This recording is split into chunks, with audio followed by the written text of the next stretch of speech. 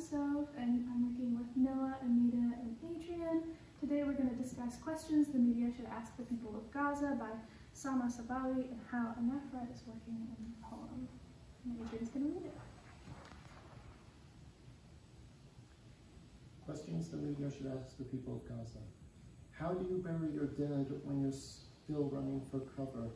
How do you shelter from the bombs when they follow you like your shadow? How do you dig through rubble and worn sandals and bare calloused hands? How do you put together all the pieces of your loved ones? Do you start with the head or the toe? And do you always know where the pieces go? How do you operate on the wounded with no hospitals or anesthetics? How do you shelter at UN schools when they are bomb targets? How do you cook with no food, no fuel, and no electricity? How do you wash without taking your clothes off? Are you that afraid of being pulled from the rubble naked? How do you read to your little ones bedtime stories? How do you shout them louder than the airstrikes? How do you calm night and day terrors? How do you tell the monsters don't live under the bed or in the closet, but that monsters now occupy the sky? How do you explain why you write their names on their arms and legs? How do you tell them you want their corpses to be recognized?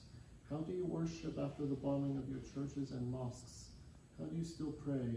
And how do you still believe there is a God? How do you drink contaminated water? How do you share a toilet with 50 other families? How do you go to sleep with eyes wide open? How do you walk through massacres with eyes wide open? How do you wish to die so someone could close your eyes? How do you say goodbye knowing it's the last time? How do you breathe when every heartbeat aches? How do you find the light in this long, dark night? How do you find courage when our world is cowardly? How do you see with debris in your eyes more clearly than our heads of state? How do you find faith? How do you find hope? How do you not give up on humanity? How do you cultivate life every single day inside death's cradle?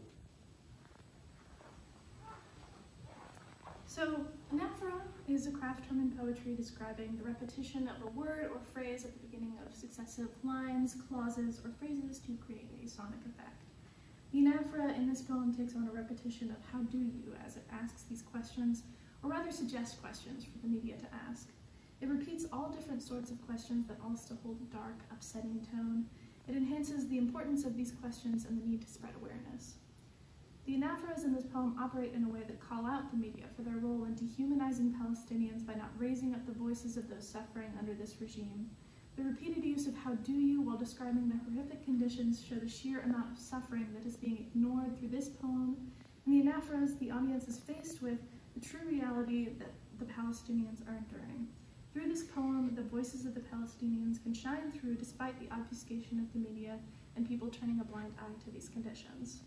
Almost every line begins with some variation of how do you. They build on each other piece by piece, collecting and rising in an increasingly overwhelming effect.